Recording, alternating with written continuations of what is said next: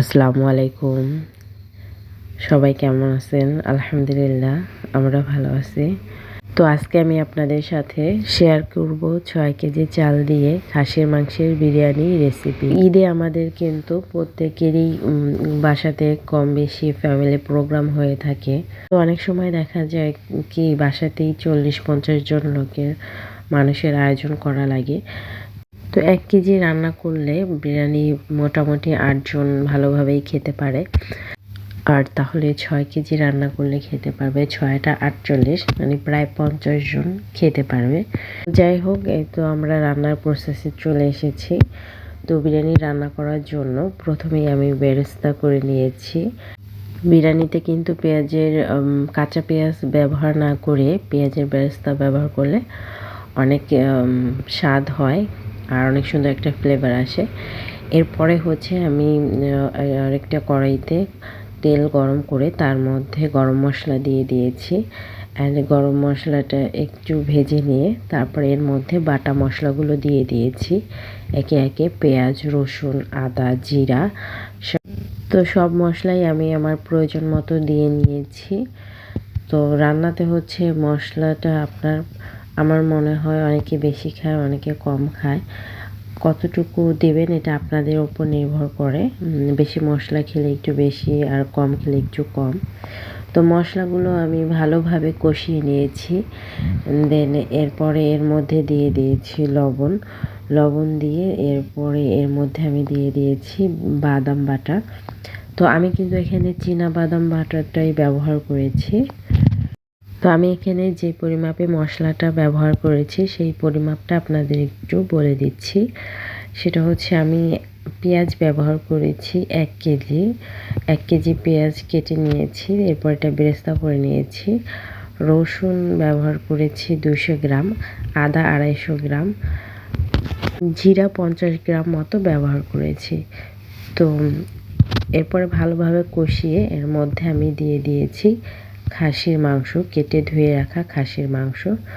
তো খাসির মাংস দেওয়ার পরেই এর মধ্যে দিয়ে দিয়েছি রাঁধুনি যে বিরিয়ানি মশলাটা, তার ১ প্যাকেট মশলা আমি পুরোটা দিয়ে দিয়েছি।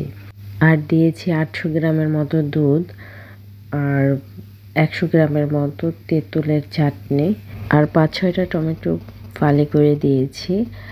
আর দিয়েছি কাঁচামরিচ। কাঁচামরিচটা কিন্তু ফেটে বা কেটে দেইনি, গোটা কাঁচামরিচ দিয়ে দিয়েছি। তো এক চুলোতে মাংস কষিয়ে নিচ্ছিলাম আর অন্য চুলোতে আবার দিয়ে দিয়েছি খাসির মাংসের যে তেলটা আছে সেটা একটু গলে গলে আসার পরে এর মধ্যে দিয়ে দিয়েছি পেঁয়াজ কুচি আর হচ্ছে কেটে রাখা আলু। তো আলুটা আমি এইটার মধ্যেই ভেজে নিয়ে নেব হালকা করে। আর বিরিয়ানিতে কিন্তু আলু দিলে অনেক স্বাদ লাগে। তো এরপরে হচ্ছে এখানে যে আমি বেরেস্তা করে রেখেছিলাম পেঁয়াজ, সেই বেরেস্তাগুলো দিয়ে দিচ্ছি। দিয়ে আবার ভালোভাবে কষিয়ে নেব কিছুটা সময়।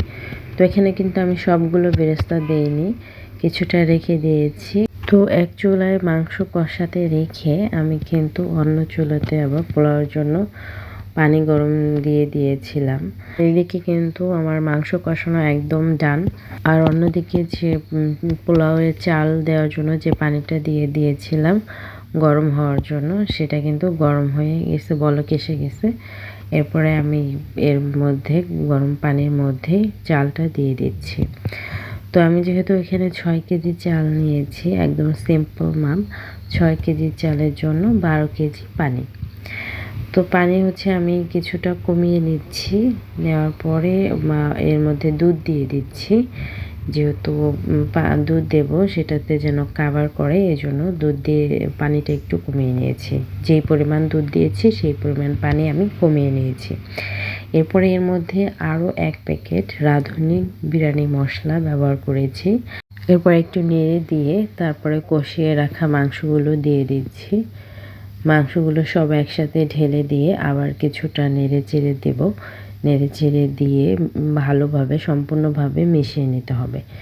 এরপরে কিন্তু চেক করে নিতে হবে লবণটা হয়েছে কিনা। যদি লবণ একটু কম হয়ে থাকে তখন কিন্তু এই পর্যায়ে দিয়ে দিলেই তো লবণটা মিশে যাবে। এরপরে কিন্তু লবণ দিলে আর মিশবে না, আর দেখা যাবে এক জায়গায় লবণ বেশি হয়ে যাবে, এক জায়গায় কম হয়ে যাবে। তো এই পর্যায়ে অবশ্যই লবণটা চেক করে নিতে হবে, যদি কম মনে হয় তখন দিয়ে দিতে হবে। তো মাংসগুলোকে ভালোভাবে পোলাও চালের সাথে মিশিয়ে নেড়ে দিয়ে এরপরে হচ্ছে আমি একটা ঢাকনা দিয়ে ঢেকে দিচ্ছি।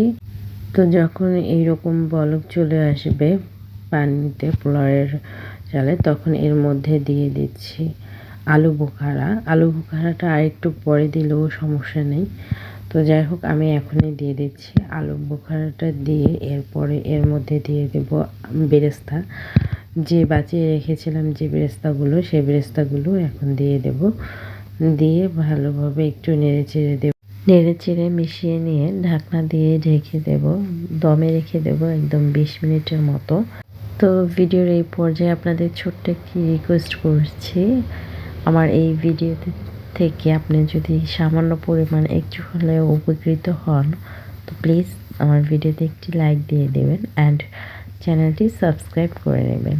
তো 15 মিনিট পরে আমি আবার ঢাকনাটা খুলে দিয়েছি, খুলে দিয়ে এখন নেড়ে দিচ্ছি।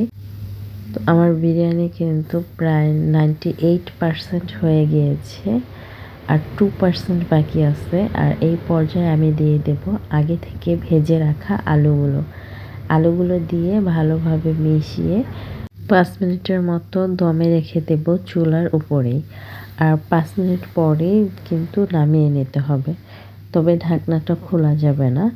5 মিনিট পরে নামিয়ে নেওয়ার কারণ হচ্ছে তাহলে আর নিচ দিয়ে যে বিরিয়ানিটা লেগে যাওয়ার সম্ভাবনা আছে সেটা আর লেগে যাবে না। তো 5 মিনিট পরে চুলা থেকে নামিয়ে নিতে হবে অ্যান্ড ঢাকনা বন্ধ অবস্থাতে আরও 5 মিনিট রেখে দিতে হবে।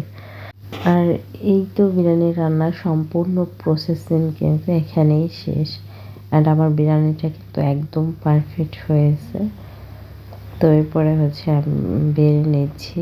তো একদম বড় পাতিলে রান্না করা হয়েছে 6 কেজি চালের বিরিয়ানি।